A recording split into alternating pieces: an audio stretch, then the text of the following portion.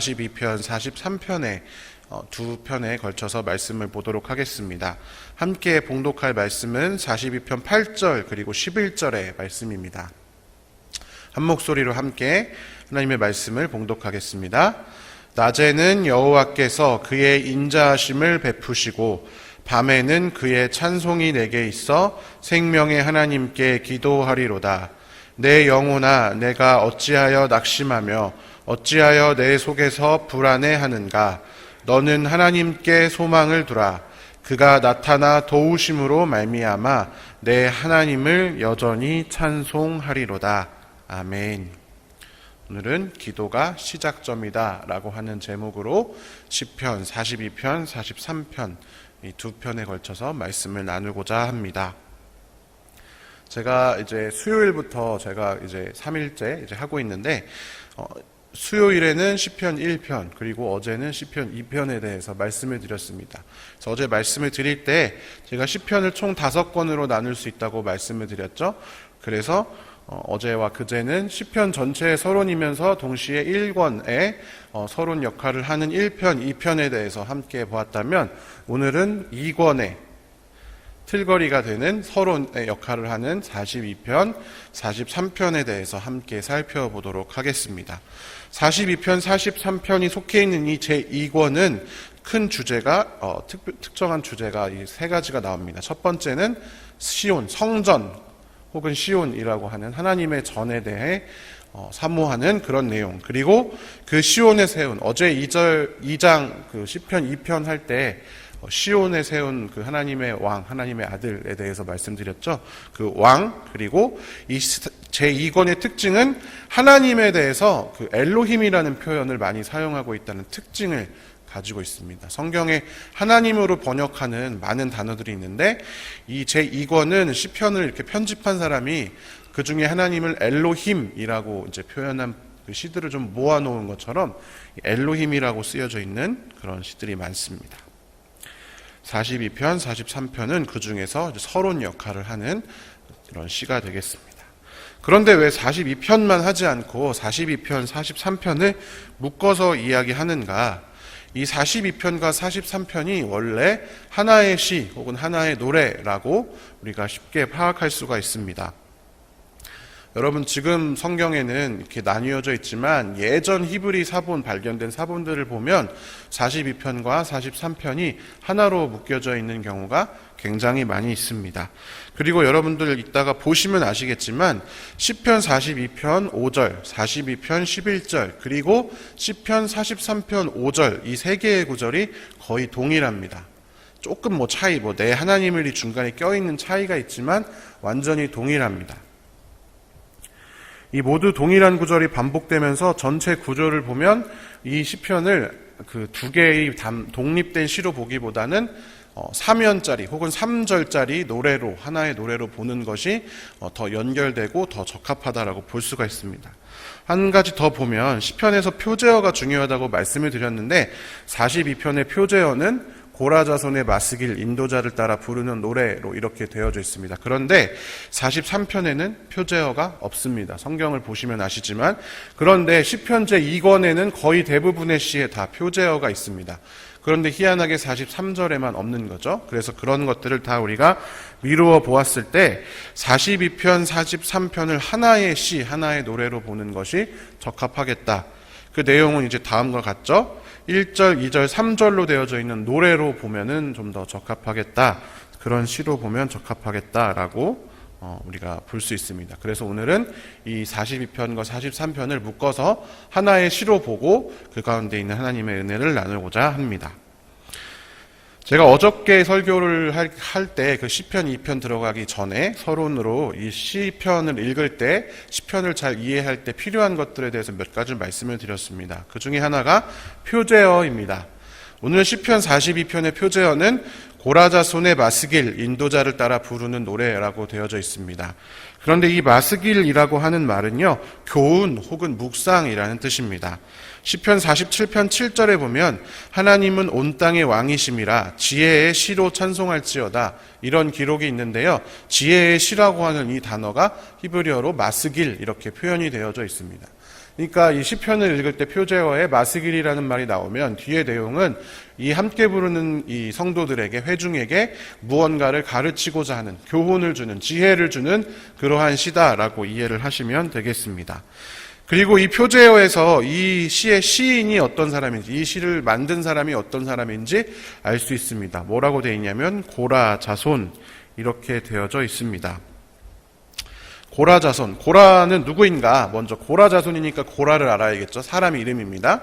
고라는 레위의 증손이자 모세와 아론의 사촌 형입니다. 그런데 이 사람이 모세와 아론에 대항해서 다단과 아비람과 옥이라고 하는 이 사람들과 함께 이 모세와 아론의 권위에 정면으로 대항을 했습니다. 너희만 하나님의 말씀 맡은 자냐? 우리도 하나님의 비밀 알 수 있다. 이렇게 대항했다가 하나님으로부터 심판을 받고 땅속으로 꺼지는 그런 징벌을 받았어요. 그래서 이렇게 죽었죠. 그런데 그 장면에 보면 그의 아들들, 고라의 아들들은 죽지 않았다라는 구절을 굳이 집어넣어 놓았습니다. 그리고 이후에 다윗 왕에 의해서 성전과 제사제도가 확립될 때 이때 이 고라, 죽지 않은 고라의 아들들의 후손들이 나타나서 성전 문지기, 그리고 성가대, 그리고 성전의 여러 행사를 돕는 그러한 임무들을 맡았습니다. 레위의 증손이니까 고라 자손도 레위 족속이었기 때문입니다. 특별히 시편은 노래, 찬양이기 때문에 이 시편을 지은 고라 자손은 성가대라고 생각하시면 되겠죠. 이 시를 지은 사람은 성전 성가대가 만들어 부른 노래입니다. 그런데 우리가 이 시의 내용을 나중에 이따가 살펴보면은 이 시편을 지은 고라 자손이 본래 성전에서 일하는 성가대였는데 어떠한 이유로 성전의 예배를 드리지 못하게 된 것으로 여겨집니다. 오늘 시편 42편, 여기 아닙니다. 42편, 그거 앞에서 그럼 요거 말씀을 드릴게요. 그래서 이 시를 보면 이 시인은 그 노래, 성가대이기 때문에 이 시를 3절짜리 찬송가라고 생각하시면 됩니다. 그래서 반복되는 세 가지 구절이 있었잖아요. 후렴, 똑같이 나오는 그 구절들을 우리가 찬송가 할 때 후렴이 똑같은 찬송가들이 많이 있잖아요. 그것처럼 그것들은 하나의 후렴이고 그 앞에 나오는 내용들이 시의 그 노래의 앞절, 노래라고 생각하시면 됩니다. 그래서 1절은 42편 1절부터 4절까지, 그리고 5절이 후렴, 그리고 2절은 6절부터 10절까지 11절이 후렴, 그리고 43편 1절부터 4절까지가 노래, 5절이 후렴, 이렇게 이해하시면 3절짜리 찬송가가 완성이 되는 거죠. 성가되기 때문에. 근데 말씀드렸다시피 이 시를 지은 고라 자손이 성전에서 있었어야 되는데 성전에 없었던 것 같습니다. 오늘 본문 6절에 보면 이런 구절이 있습니다. 내 하나님이여 내 영혼이 내 속에서 낙심이 되므로 내가 요단 땅과 헤르몬과 미사의 산에서 주를 기억하나이다. 이건 뭐냐면 이 사람이 성전에 있으니까 예루살렘에 살아야 되는데 그게 아니라 요단 땅 헤르몬 미사의 산으로 이유는 알 수 없지만 옮겨져서 예배를 드리지 못하게 되는 상황이 되었다라는 것을 짐작할 수 있는 그런 구절입니다. 헤르몬, 미사의 산은 정확히 알 수 없지만 헤르몬 산의 한 봉우리로 여겨지는데 헤르몬 산은 과연 어디인가? 여호수아 11장에 보면 가나안 땅의 경계를 표현할 때 북쪽 끝 경계를 헤르몬 산 아래 레바논 골짜기 이렇게 기록을 하고 있습니다. 쉽게 말하면 우리나라로 생각하면 저기 백두산 아니 뭐 두만강 이런 데 이야기합니다. 북쪽 끝 헤르몬 산은 그런 곳입니다. 그곳으로 옮겨진 것입니다. 백두산인도 반쪽은 중국 땅이잖아요. 그러니까 이스라엘 경계 바깥에 있거나 아니면 아주 맨 끝에까지 이유는 알 수 없지만 뭐 전쟁에서 져서 끌려갔던지 아니면 여러 가지 이유로 그곳으로 이동하게 되어진 것 같습니다. 여기까지가 이 시가 처해져 있는 배경이고 이 시인이 이 노래를 부른 삶의 정황입니다. 여기까지 이해를 하시고 시의 내용으로 들어가야 우리가 이 시에 대해서 정확히 우리가 파악을 할 수가 있습니다. 먼저 첫 번째 1절. 1절은 보면 시인의 탄식, 성전에서 예배드리지 못하는 본인의 갈망을 표현하고 있습니다. 그래서 총 3가지 부분으로 나뉠 수 있는데 하나님을 향한 갈망, 그리고 왜 그렇게 갈망을 하는지, 그리고 뒤에 후렴 이렇게 나올 수가 있겠죠. 먼저 1절, 2절의 말씀을 같이 한번 읽어보겠습니다. 하나님이여 사슴이 시냇물을 찾기에 갈급함같이 내 영혼이 주를 찾기에 갈급하니이다. 내 영혼이 하나님 곧 살아계신 하나님을 갈망하나니 내가 어느 때에 나아가서 하나님의 얼굴을 배울까? 아멘. 원문에 보면 1절과 2절 사이에 그렇게라고 하는 접속사가 있는데요. 번역할 때 왜인지 모르지만 빠졌습니다. 하나님이여 사슴이 시냇물 찾기에 갈급함 같이 내 영혼이 주를 찾기에 갈급하니이다. 제가 그 시편의 대표적인 표현법이 평행법이라고 말씀을 드렸죠. 사슴과 내 영혼이 이렇게 거의 동일하게 이제 평행이 되어져 있습니다. 사슴이 시냇물을 찾는 것처럼 나는 주를 찾는다.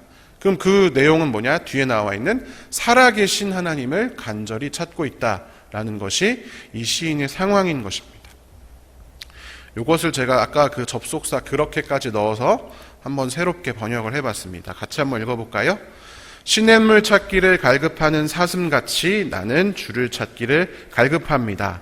하나님, 그렇게 내 영혼이 하나님, 살아계신 하나님을 갈망합니다. 제가 도대체 언제 하나님의 얼굴을 뵐 수 있겠습니까? 시냇물 찾기를 갈급하는 사슴처럼 그렇게 간절히 내 영혼이 살아계신 하나님을 갈망합니다. 도대체 언제 보일 수 있어요? 나는 성전에 못 가고 있는데 언제 볼 수 있어요? 이렇게 이야기하는 것입니다. 그런데요, 여러분, 여기서 말하는 목마른 사슴이 시냇물, 목마른이라는 말도 없지만 또 시냇물이라고 하는 것을 우리가 잘 알아야 할 필요가 있습니다. 저는 이거를 잘 모를 때 그 목마른 사슴 시냇물 그 찬양 있잖아요. 그걸 부를 때 항상 어떤 이미지가 머릿속에 있었냐면 그 약간 그 깊은 산 속에 풀숲에서 이제 아기 사슴 같은 게 나와가지고 옹달샘에서 막 물을 먹는 그런 장면, 평화로운 장면을 상상하곤 했습니다. 아, 그래, 나도 그렇게 하나님 앞에 약간 귀여운, 등치는 크지만 귀여운 그런 사람이 돼서 하나님 주신 물을 먹어야지. 약간 이런 느낌으로 불렀는데, 근데 여기 이 성경이 그 원문 하나님의 사슴이 시냇물을 찾기에 갈급한 같이 할 때 이 시냇물이 그 시냇물이 아닙니다. 이 원문을 보면 아피케마임이라고 하는 단어로 되어 있는데 뭐 히브리어 단어가 중요한 게 아니라 이게 어떤 시냇물이냐면 광야의 골짜기의 깊은 곳에 가장 밑바닥에 아주 조금 고여 있는 그런 물을 뜻하는 게 시냇물입니다. 새벽 안개를 헤치고 귀여운 사슴이 맑은 옹달샘물을 먹기 위해서 숲속을 돌아다니는 그런 개념이 아니라 이 사진처럼 광야 한가운데서 아무것도 없는 황무지 한가운데서 목이 타서 죽기 직전에 있는 그 사슴이 정말 애타게 물을 찾아서 돌아다니다가 광야 깊숙한 곳 골짜기 밑바닥까지 내려와서 약간 고여있는 이 물로 목을 축이는 생존에 가까운 갈급함이 여기서 말하는 갈급함인 것입니다. 시인은 그냥 예배 드리면 좋겠어요, 내가 목을 축이고 싶어요, 이런 개념이 아니라 목숨 걸고 하나님 앞에 나아가 예배를 드리고 싶을 정도로 하나님을 갈망했던 것입니다. 우리 안에는 그러한 예배에 대한 갈망이 있는가? 여러분, 세상에는 예배 드리지 못하는 사람들이 많이 있잖아요. 뭐 생업 때문에 그런 분들도 계시고 건강 때문에 그런 분들도 계시고, 정말 그들은 이 한 번의 예배를 이렇게 갈급하고 있는데 우리는 예배 가운데 나아올 때 어떤 마음과 자세로 나아오는지 생각해 볼 수 있는 그런 장면이 아닌가 싶습니다. 이 시인이 왜 이렇게까지 하나님을 갈망했는가? 3절, 4절의 말씀을 같이 한번 읽어보겠습니다. 사람들이 종일 내게 하는 말이 내 하나님이 어디 있느뇨 하오니 내 눈물이 주야로 내 음식이 되었도다. 내가 전에 성의를 지키는 무리와 동행하여 기쁨과 감사의 소리를 내며 그들을 하나님의 집으로 인도하였더니 이제 이 일을 기억하고 내 마음이 상하는도다. 예배를 드리지 못하게 된 이 상황 가운데에서 그냥 그것도 힘든데 주변 사람들이 나타나서 종일토록 네가 그렇게 예배하고 싶은 하나님이 어딨냐 조롱하고 비방하는 것입니다. 눈물이 주야로 음식일 될 정도로 이 시인은 눈물을 흘립니다. 그리고 이 시인의 이러한 상황은 2절, 2연에 가서 더 심화되어서 표현이 됩니다. 자세하게 그때 가서 보도록 하겠습니다. 그리고 이 사람이 앉아서 과거에 내가 성의를 지키는 무리, 성전에서 하나님 나랑 같이 성가대했던 사람들이랑 앉아서 찬양했던 거 기억하니까 너무 슬픈 거예요. 마음이 상하는 거예요. 내가 왜 이런 처지가 됐을까? 하나님께 예배도 드리지 못하는 처지가 됐을까? 나도 한때 성가대에 앉아서 노래도 잘하고 그랬는데 왜 이렇게 됐을까? 마음이 상해하는 그런 상황 가운데 이 시인이 있는 것입니다. 이제 5절 그리고 42편 11절 그리고 43편 5절은 후렴이라고 말씀을 드렸으니까 후렴은 다 뒤에 묶어서 한 번에 하도록 하겠습니다. 그 다음 이어서 두 번째 절 2절 찬송가의 2절 시의 2연 넘어가 보도록 하겠습니다. 이 시인의 탄식이 점점 더 강렬해지고 더 격렬해지는 장면이 바로 2연입니다. 그런데 이 2연에는 특징이 하나 있습니다. 그 앞에 1년 그리고 3년은 다 성경 구절이 4절로 구성이 되는데 이 2연에만 5절로 구성이 됩니다. 6, 7, 8, 9, 10 5개의 절로 구성이 되고 가운데 있는 8절이 굉장히 다른 구절이랑 이질적인 내용으로 구성이 되어져 있습니다. 이것은 히브리 문학의 특성입니다. 반으로 접어서 가운데 있는 것이 핵심인 것을 나타내는 것이 히브리 그 문학의 특징이거든요. 모세오경도 보시면 창출 레민 신 있잖아요. 반으로 접으면 가운데에 레위기가 놓여지죠. 그리고 레위기를 반으로 접으면 가운데에 대속죄일이 놓여집니다. 가장 중요한 것으로부터 앞뒤를 구성하는 이 히브리식 문학 방식입니다. 여기도 마찬가지로 다른 데는 없는 홀수절이 등장하고 가장 가운데 있는 8절이 이 시의 중심 구절이자 전환점이 됩니다. 이 전환점은 맨 뒤에 뒤에 2연의 뒤에 하도록 하고 시인이 어떻게 탄식했는지 6, 7절부터 같이 한번 읽어보도록 하겠습니다. 하나님이여 내 영혼이 내 속에서 낙심이 되므로 내가 요단 땅과 헤르몬과 미살산에서 주를 기억하나이다. 주의 폭포 소리에 깊은 바다가 서로 부르며 주의 모든 파도와 물결이 나를 휩쓸었나이다. 아멘. 이 사람이 아까 말씀드렸다시피 헤르몬산, 백두산 같은 저 멀리 끌려가 있는 상태입니다. 그러면서 주의 폭포 소리에 깊은 바다가 서로 부른다 이런 표현을 했는데요. 이 폭포라고 하는 심상이 중요합니다.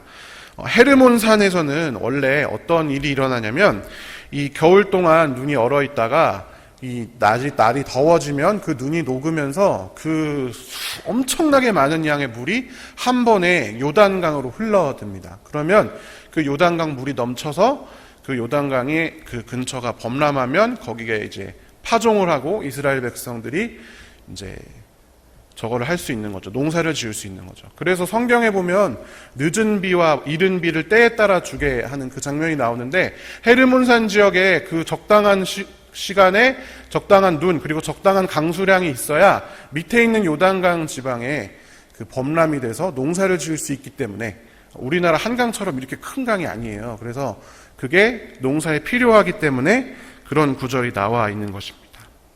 그러니까 그 눈이 녹을 때 혹은 비가 와서 헤르몬산 상류에 비가 와서 그 물이 이렇게 요단강으로 흘러 들어가는 것을 폭포라고 합니다. 실제로 이게 그 헤르몬산에 있는 요단강의 발원지에 있는 그 폭포의 사진입니다.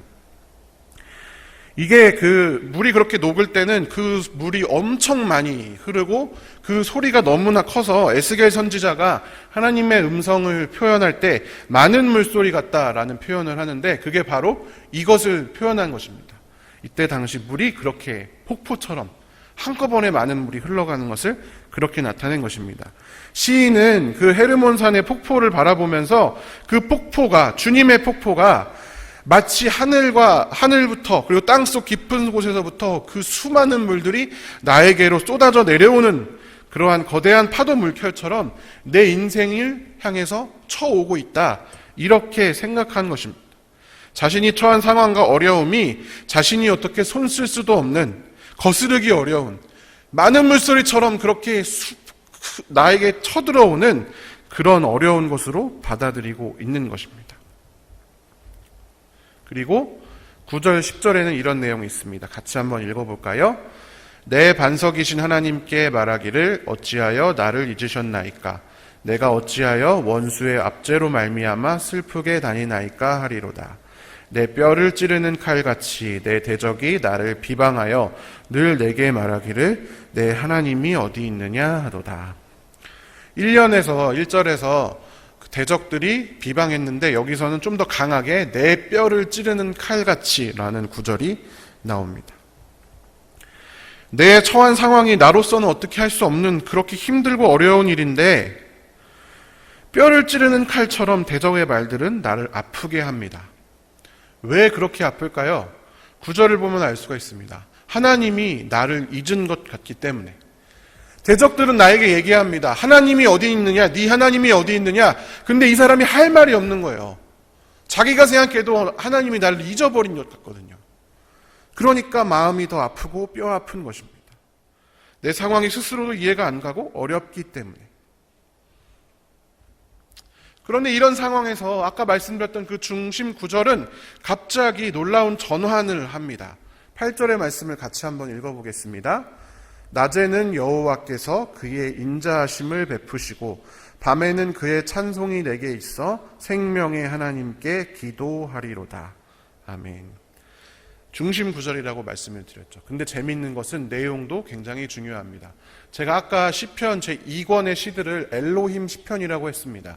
42편, 43편에도 하나님이라는 단어가 엄청 많이 등장하는데 다 엘로힘으로 되어 있습니다. 근데 이 8절에 갑자기 여호와라고 하는 이름이 등장을 하는 겁니다. 다른 데는 다 하나님인데 여기만 여호와라고 되어 있어요. 왜 그럴까? 그리고 그의 인자하심이다 라는 표현이 있습니다. 우리가 그냥 볼 때는 여호와 인자하심 그렇게 넘어갈 수 있지만 이건 굉장히 중요한 구절입니다. 왜냐하면 모세가 십계명을 돌판을 두 번째로 받을 때 하나님께서 모세에게 나타나셔서 말씀하신 것이 바로 이 내용이기 때문입니다. 출애굽기 34장 6절의 말씀을 같이 한번 읽어보겠습니다. 여호와께서 그의 앞으로 지나시며 선포하시되 여호와라 여호와라 자비롭고 은혜롭고 노하기를 더디하고 인자와 진실이 많은 하나님이라. 아멘. 하나님과 이스라엘 백성들이 언약을 맺은 그 순간, 출애굽한 그 순간에 하나님께서 이스라엘 백성들에게 계시하신 것이 바로 이 두 가지입니다. 나는 여호와이다. 그리고 나는 인자한 하나님이다. 이 두 가지를 기억하는 것입니다.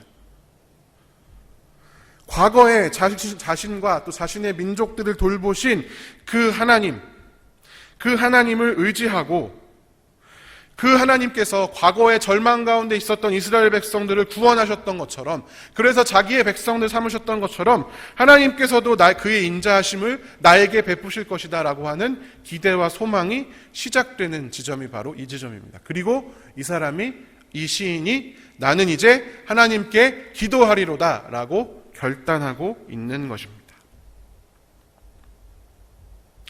이어지는 43편에 보면 이제 이 시인이 기도하기 시작합니다. 탄식을 마치고 하나님께 기도를 드립니다. 1절부터 4절까지 말씀을 같이 한번 읽어보겠습니다. 하나님이여 나를 판단하시되 경건하지 아니한 나라에 대하여 내 송사를 변호하시며 간사하고 불의한 자에게서 나를 건지소서. 주는 나의 힘이 되신 하나님이시거늘 어찌하여 나를 버리셨나이까. 내가 어찌하여 원수의 억압으로 말미암아 슬프게 다니나이까. 주의 빛과 주의 진리를 보내시어 나를 인도하시고 주의 거룩한 산과 주께서 계시는 곳에 이르게 하소서. 그런즉 내가 하나님의 제단에 나아가 나의 큰 기쁨의 하나님께 이르리이다. 하나님이여 나의 하나님이여 내가 수금으로 주를 찬양하리이다. 1절에서 드디어 이 사람이 하나님의 개입을 요청합니다. 판단하십시오. 변호하십시오. 나를 건져주십시오. 42편에서는 이 사람이 절망과 좌절 가운데 그저 낙심하면서 좋았던 과거를 회상하며 눈물만 짓고 앉아있던 그런 모습에서 벗어나서 하나님의 적극적인 개입을 요청합니다. 2절에서 하나님께 똑같이 다시 한번 자신의 상황을 말씀드리는 탄식을 합니다. 그런데 이 탄식은 그냥 탄식으로 끝나는 것이 아닙니다. 2절의 앞절에 보면 주는 나의 힘이 되신 하나님 이라고 하는 믿음의 고백이 있습니다. 생각해 보십시오. 주님이 나의 힘이 되신데 어떻게 하나님이 나를 버리시고 원수의 압제를 받게 하실 수가 있습니까? 이것은 동시에 성립할 수 없는 것입니다. 시인이 하나님께서 나의 힘이 되시는 분이시다라고 하는 이 믿음의 고백은 그것이 결국엔 무슨 뜻이냐면 나는 지금 이런 상황 가운데 있지만 하나님께서 언젠가는 나에게 힘을 주셔서 이 일들에서 승리하게 하실 것이다 라고 하는 믿음과 소망, 기대가 포함되는 그러한 고백입니다. 단순히 하나님 힘들어요 하는 탄식이 아니라 나의 힘이 되시는 주님 아니십니까? 언제까지 나를 이렇게 두시겠어요? 나를 좀 빨리 구해주세요 라고 하는 그런 하나님의 성품에 의지하는 고백입니다. 3절에서는 이 시인이 자신의 소망을 적극적으로 말씀을 드립니다. 하나님 나를 인도하셔서 주의 거룩한 산으로 성전으로 주께서 계시는 곳으로 나를 이르게 하여 주십시오. 그리고 4절에 보면 그렇게 된다면 내가 하나님께 찬양을 드리겠습니다 라고 하는 결단을 요청하고 있습니다. 42편에 나와 있는 시인의 모습과는 다른 모습입니다. 그의 상황은 변하지 않았습니다. 여전히 예배할 수 없는 상황 가운데 처하여 있고 주변 사람의 비방 가운데 처하여 있습니다. 그렇지만 이제 그는 기도를 통해서 하나님의 개입을 요청하는 것입니다. 우리가 고통 가운데 놓여져 있을 때에 가장 쉽게 할 수 있는 것이 하나님을 의심하는 것입니다. 이 시인처럼 힘들어, 너무 어려워, 하나님이 나 버리신 거 아니야? 예전엔 좋았는데 하나님 나한테 지금 왜 이래? 나는 왜 이렇게 됐을까? 이렇게 탄식하고 있는 것이 우리의 모습입니다. 하나님께서 물론 우리의 이러한 탄식을 들으시고 반응하십니다. 이러한 탄식, 하나님 앞에 탄식하는 것이 하나님을 기억하지 않고 어떻게든 세상의 다른 것들을 의지하면서 혼자 이겨내보려는 온갖 시도보다 훨씬 낫습니다. 그런데 오늘 이 시편에서 이 시인이 말하고 있는 것은 회복의 시작이 바로 기도하겠다라고 하는 결단에서부터 시작된다라는 것입니다. 시인의 믿음의 기도는 자신의 상황을 극복하기 위한 시작점이 되고 있는 것입니다. 기도 안에서도, 기도하면서도 하나님께 나 힘들어 죽겠어요, 하나님 나 버리신 거 아니에요? 솔직하게 탄식하고 있을지언정 기도를 통하여 자신의 믿음을 고백하고 기도와 소망이 회복되는 경험을 하고 있습니다. 가끔 보면은 기도한다고 뭐가 달라지나? 이렇게 이야기하시는 분들 많습니다. 기도할 시간에 할 수 있는 일들을 많이 해야지. 물론 그 말도 일리가 있는 말이지만 달라지는 부분이 분명히 있습니다. 그것은 뭐냐면 내 마음의 방향성이 달라진다라고 하는 것입니다. 이 시인처럼 기도하지 않았을 때 그저 절망과 낙심, 후회와 회한에 빠져만 있던 그 마음들이 하나님께서 나를 구원하실 것이다라고 하는 기대와 소망으로 180도 바뀌어져 가는 것입니다. 그리고 내 마음이 그렇게 변화되기 시작할 때 하나님께서 주변 상황들과 하나님의 임재를 통해서 우리에게 역사하신다라는 것입니다. 거기서부터 상황이 바뀌고 내 생활이 바뀌기 시작하는 것입니다. 마지막 후렴입니다. 같이 한번 읽어보겠습니다.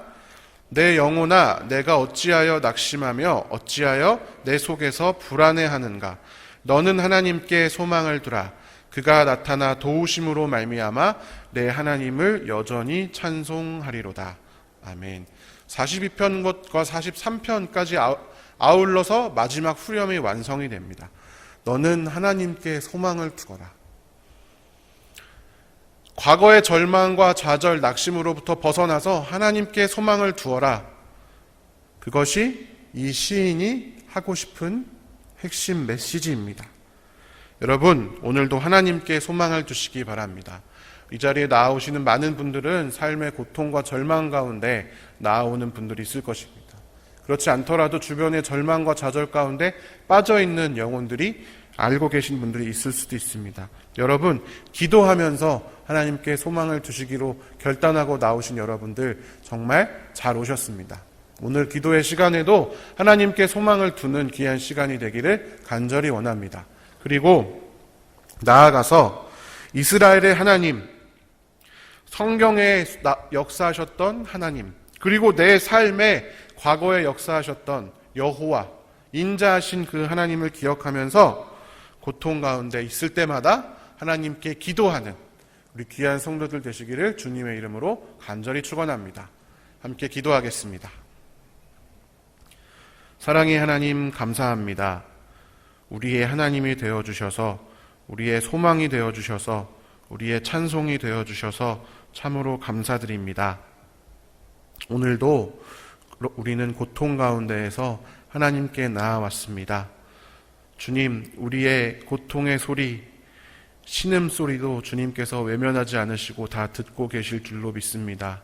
이 시간 하나님께 기도할 때에 우리가 절망과 좌절, 낙심과 회환만이 가슴에 남아있는 것 아니라 하나님 믿는 믿음, 하나님께서 구원하실 것이라는 기대와 소망이 우리 마음 가운데 생겨날 수 있도록 주님 인도하여 주시옵소서. 그래서 우리 인생이 새로운 힘을 얻고 복 있는 사람처럼 하나님의 날개 아래에, 하나님의 그늘 아래에 피하는 우리가 될 수 있도록 오늘 하루도 우리와 함께하여 주시옵소서. 키르기스탄에서 선교하는 우리 다윗 목사님 또 여러 성도들 주님께서 기억하여 주셔서 이들도 기도할 때에 그 땅을 향한 소망과 기대가 생겨나게 하시고 그들을 통하여 일하시는 하나님의 은혜를 경험하도록 주님 붙들어 주시옵소서. 감사를 드리며 살아계신 예수님의 이름으로 기도합니다.